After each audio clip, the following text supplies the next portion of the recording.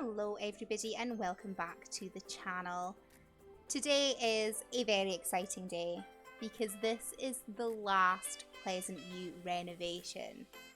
So I'm not entirely sure how long it's taken me because I haven't done them back to back. I had quite a big break in between doing the first chunk of houses and the second chunk of houses, but I have successfully renovated every single community lot and every residential lot in Pleasantview, not to mention building a church, building an apartment block and renovating a pet shop.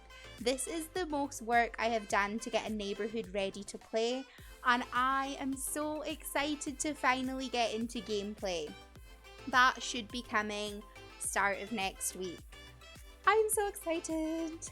But we are finishing off our Pleasantview renovation series with the Caliente Condo. I left these houses until last because I hate them. I'm pretty sure I've said that in the past couple of videos, and I definitely would have said it when I was talking about Dawn's build. But the big diagonal wall at the front just throws me every single time, and I feel like I can never use the space downstairs effectively. And this house is no different. I actually struggled quite a bit with the floor plan in this house. There's quite a bit of it that I cut out because I spent so long trying to figure out the walls and where the bedroom should be and all that good stuff. But I did it, and I'm actually very happy with how this turned out.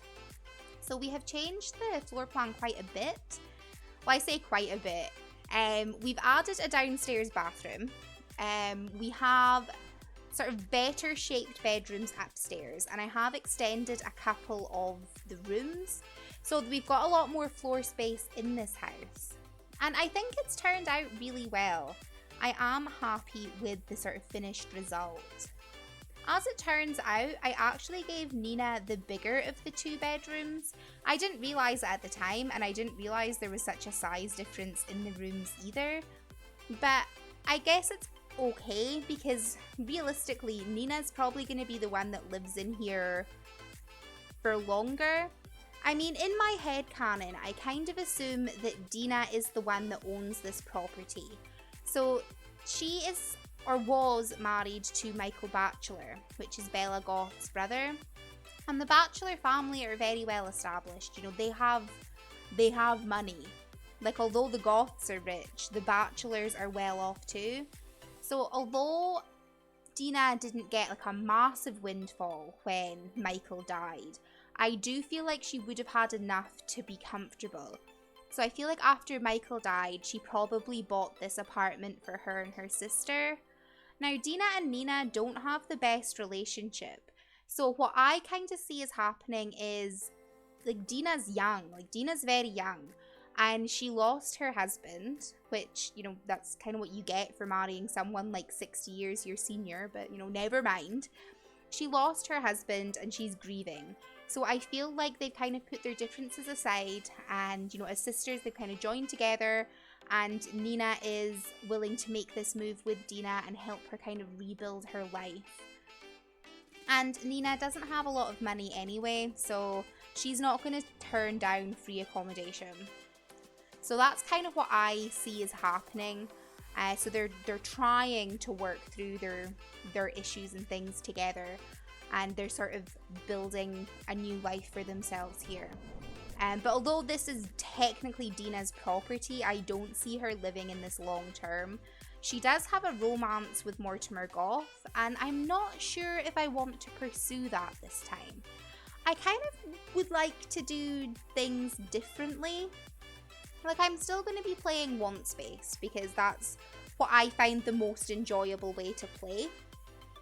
But I am hoping that, you know, we're going to make some different decisions and see some different storylines play out in this version of Pleasantview. So, I don't know, we'll see what's happening. Also, you'll see a massive jump there. It took me so long to figure out what colour scheme I wanted to do in this kitchen. So in the end, I ended up just going for a nice bright yellow, white and black. So it's kind of a bit like a bumblebee. I've also put bar stools at the counter there, but they won't be functional. That's not an island piece. I just did that more for decoration because I really wanted to use those counters, but that doesn't come with an island. They are custom content counters, so yeah, there's no island piece for them.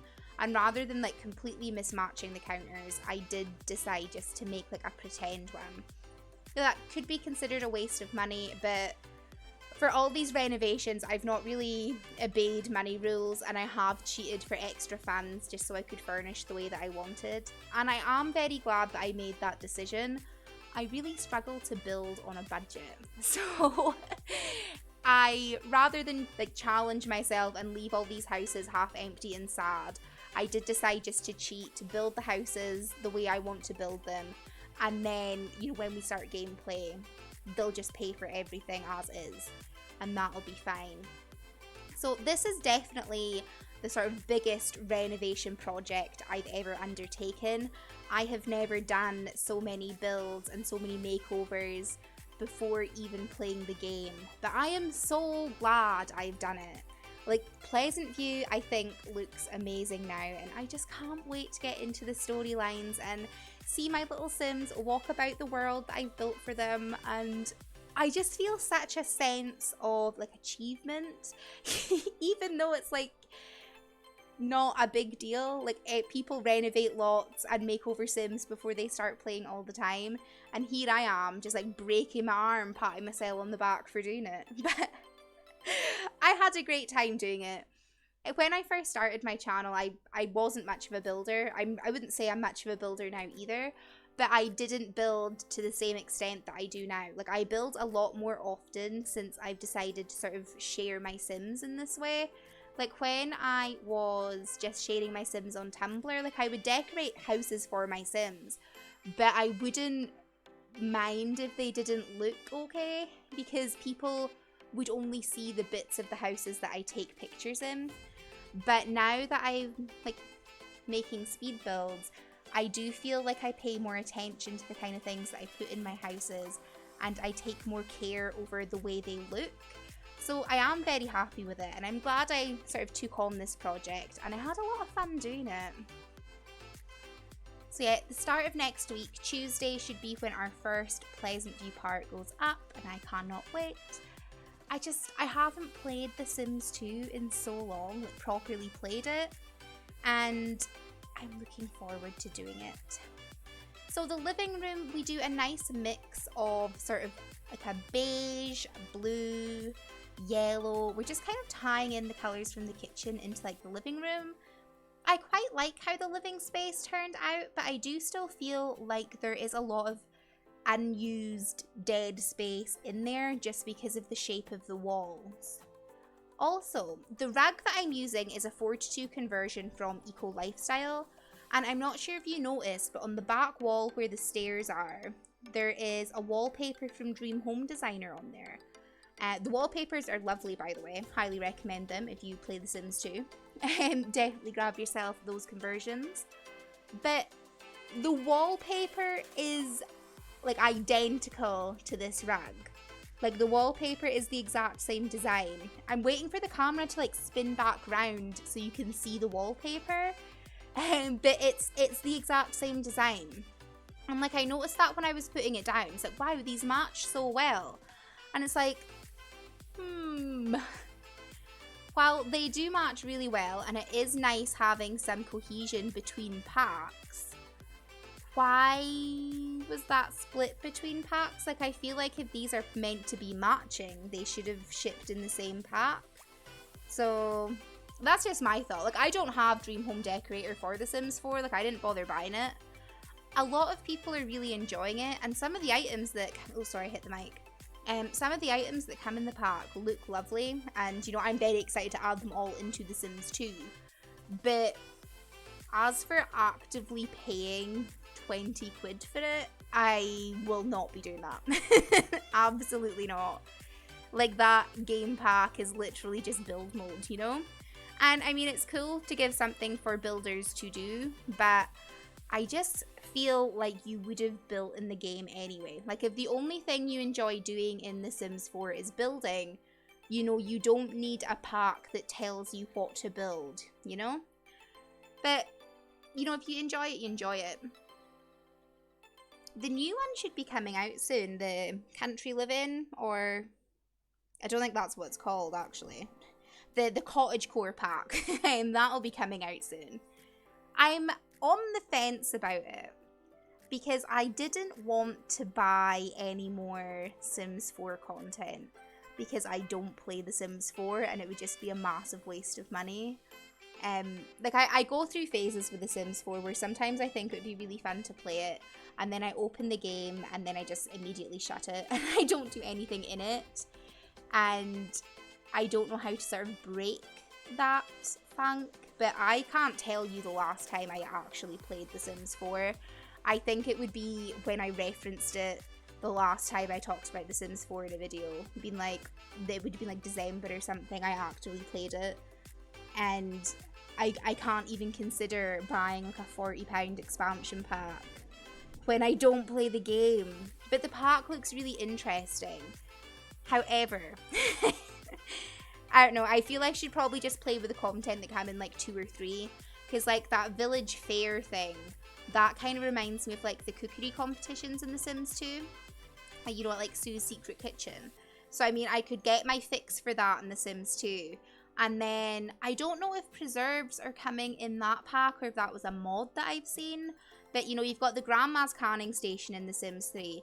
Plus you have like the chicken coop and the cow corral in The Sims 3. And I don't know, I feel like I should probably just play with that stuff in The Sims 3 because I already have all that store content rather than buying something for The Sims 4 that I'm probably just going to be disappointed with. Though this is probably the most interesting a Sims 4 pack has looked for a while. And I do really appreciate the llama. I do really like llamas. Like llamas and flamingos are probably like my favourite like themed things, like animals. So like if I have, that didn't make sense, but if I have anything with like a llama on it or a flamingo or a sloth actually, I will just buy them just because I think they're really cute and I think they're really fun and I like it. This bedroom here we're working on just now actually, this is Nina's bedroom and I really like how it turned out. I would probably never have thought to do this kind of colour scheme before, like the bright pink and the baby blue. I really, really like how it turned out. I just think it's so fun and colourful and funky.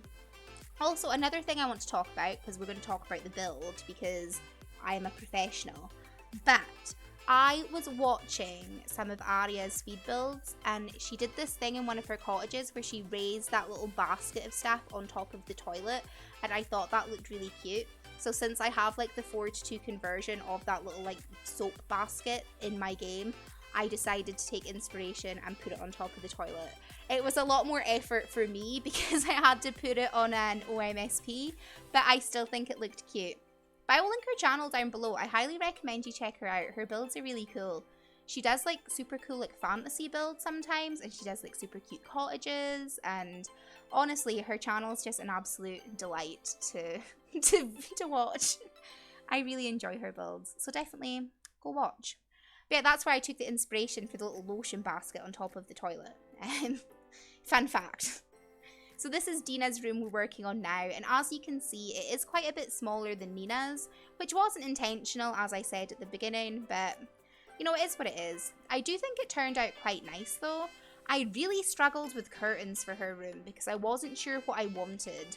I didn't really have anything that could fit those massive windows, so I just ended up going white. But I wanted to keep this room kind of classy, so I've just gone for red, white and black. Like, I feel like Dina is quite like a modern style sim, which if she marries into the goth family, that'll be a big culture change for her, and I'm not sure how she would like that, but it'll be interesting to see. Though I don't know if I want Dina to marry Mortimer or not. I'm not entirely sure. Like I said, I just kind of want to maybe approach things differently than I always do, so we'll see. We'll see. Yeah, the house is almost done, I think. So I feel like I've just talked rubbish this entire time. And to be fair, I probably have. But that's nothing new because I never shut up and I always talk rubbish. But I do hope that you have enjoyed it. I hope you are excited to start playing Pleasantview again because I am absolutely buzzing. But let me know your thoughts. Let me know if you like the renovation. Let me know if you're excited for Pleasantview. What are some of your favourite Pleasantview things? Just talk to me about The Sims. I love it. And thank you guys so much for watching. I will see you all in the very next video. Bye!